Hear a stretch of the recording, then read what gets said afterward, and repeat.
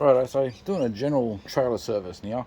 Every couple of years, 2 or 3 years, whatever, go over the tray, give it a rust kill. I'm going to repaint it as well.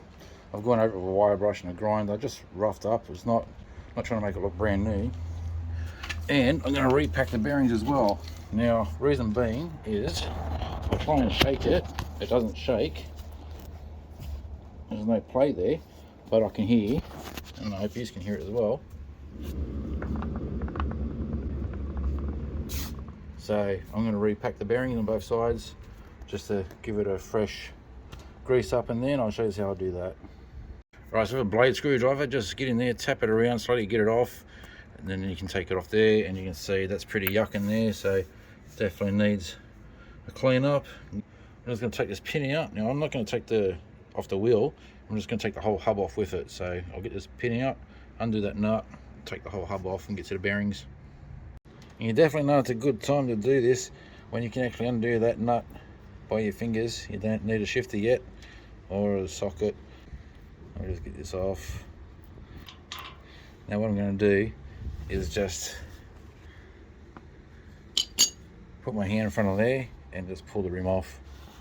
And there you go, that's what's on the inside. Now everyone should be doing this. This is going to prevent wheels locking up and wheels falling off. You see that happen a lot. So taking the seal off the back there, I didn't damage it, which is quite surprising. Normally they give a bit of a bend when you take them out. And I just use my tool here, but you can use a screwdriver. And this rear bearing is a bit loose as well, so they should be changed. I mean, like, I could repack them and reuse them. If I was stuck on a farm somewhere doing this right now and I'm too far to town, I'll just repack them, and then next time I go to town, buy new ones to get that done later. But I can get down the street to buy some, so that's what I'm going to do, but not today. It's already after hours, they're already closed, so I'll be buying the bearings tomorrow. But the bad part is cleaning out there. I'm going to go for a couple of rags, cleaning that right out, getting all that contaminated grease out of there. Now look at that, isn't that pretty? I seriously didn't think it was going to be this bad. Last time I did it, they were in pretty good shape, but it just goes to show, you know, don't think that it's not going to go bad because you're not using it. Still needs to be serviced. Okay, I've got the small race here. I was just showing you, just using an old file as a chisel. I could use that if I wanted to, but you know, being that the edges are a bit sharp. Anyway, but one thing I'd like to mention is old mate, when I was a young bloke, and I learnt about how to do this, he had a tool that was kind of like this, but it had a swivel end on it. Both sides had two different sizes. I don't know if he made it himself, but you could just go in with there and then it'd be pressing on both sides and you just bang it through evenly. Didn't have to do one side at a time. I can't find that tool. I don't know the name to that tool. So if somebody out there knows about it, I might have to make one, but it'd be nice if I could just buy one. Anyway, get the big side out now.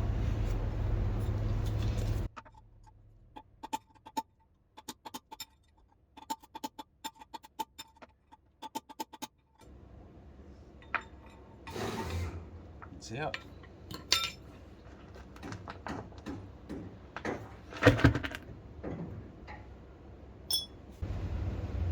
I've already cleaned out all the grease inside. It's all nice and clean. Just want to knock this race in flat, nice and flat in there. Okay, that's as far as I'm going to get that there. Now I need something that's going to be wide enough to tap that in further, right? So now I'm going to use the old race to tap that in. But I'm not going to just do that and then try and have to get it out because it's a bit hard. I'll cut this at the grinder first, just to make it fit. Then I can tap it right down and it'll be easy to get back out.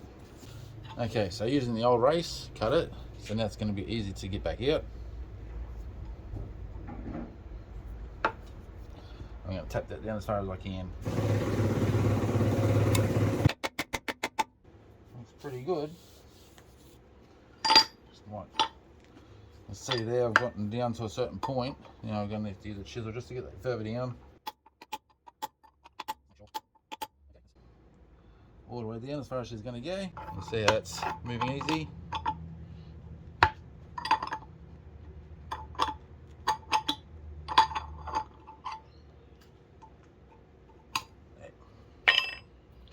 the other side.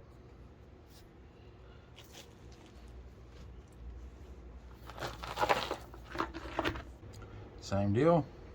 Use the old one, cut the grinder.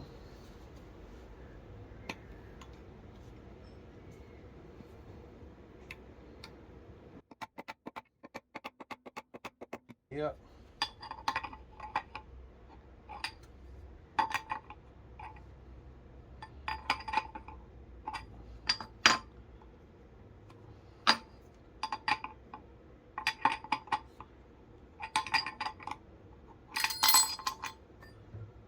See, handy to do. Reuse them for the last time. I could probably keep those around for next time, but don't do this very often, so pointless. Alrighty, I'll get the seal in the back and the bearing. Good amount of grease on you. Wear gloves if you want. Now, first I'm going to do this side, turn it over to the other side, so just want to keep on doing that.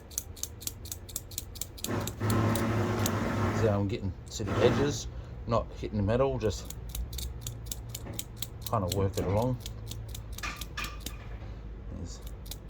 Can't see it coming out yet.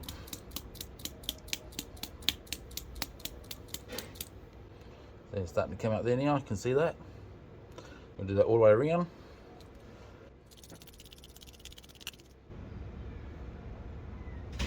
Okay, now that's done that way.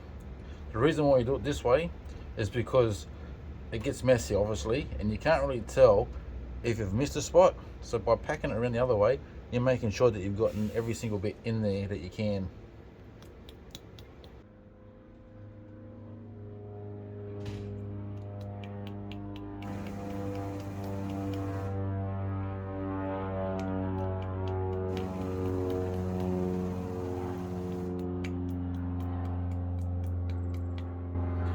Beautiful. Put that in there.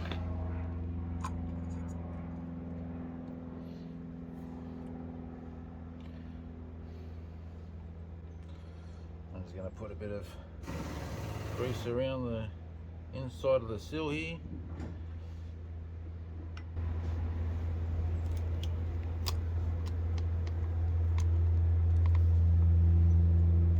Just around the bearing, I mean, around here. So when that seal goes on, it's got a nice amount of grease around it. Be generous with the grease. You can always wipe off what's left on the outside. This all helps with the cooling and lubrication.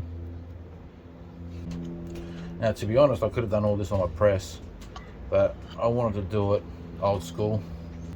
Maybe teach a few tricks. Not everybody has a press.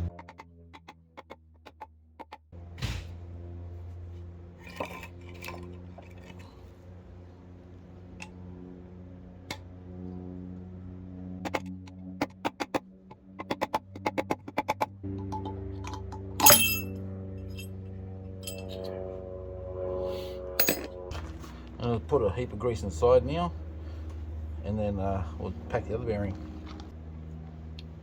Don't be shy with the grease, get it in there.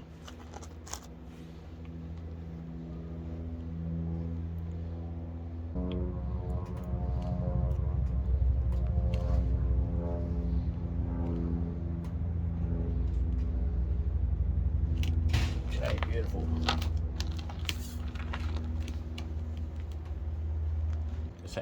Same with the other bearing.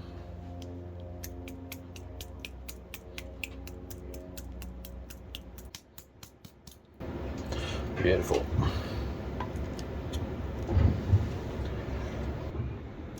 There's enough grease in the hub to not have to worry about this, but it doesn't hurt.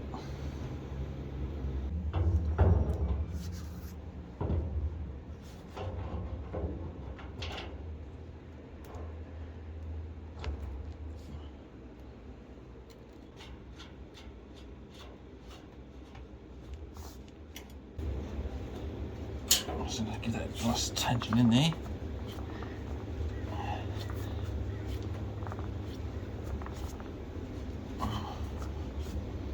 Okay, now I'm going to back it off a quarter of a turn.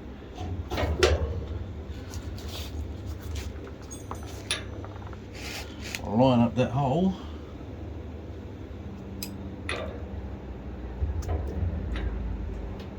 here in. And bend one side up, the other side down. Okay, that's one side down. Do the same to the other side. Okay, well that's pretty much it. I showed you how to do it old school. I could have done it on the press, but not everybody has a press, so what's the point of doing that? And I kind of enjoy doing it the old way anyway, and I don't have to set up a press to do it. I'll finish the video off with the trailer being painted. Just give you a look on the other side. It's equally as bad.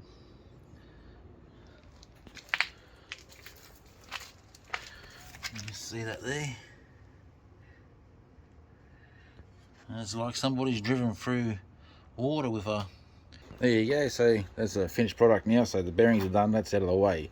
The rest of this clip is just me blabbering. So all I did was gave the trailer a good sand down, went over it with the grinder, wire brush where needed. Then I gave it a good pressure wash blast to get any other stuff off. Waited for it to dry, gave it a quick wipe over with thinners in the most important areas, like the guards and stuff. And then I sprayed it. It took about an hour to spray it. So all up, about 3 hours work, and the trailer looks $1 million again. Might do the rims, but you know, it's just a trailer and they look alright, who cares. It's more looking after it so it lasts longer. So it doesn't look too bad. Should get back outside. I'll get some spray for the tray a bit later. It's just got the most important stuff done. Alrighty, till next time guys, cheers.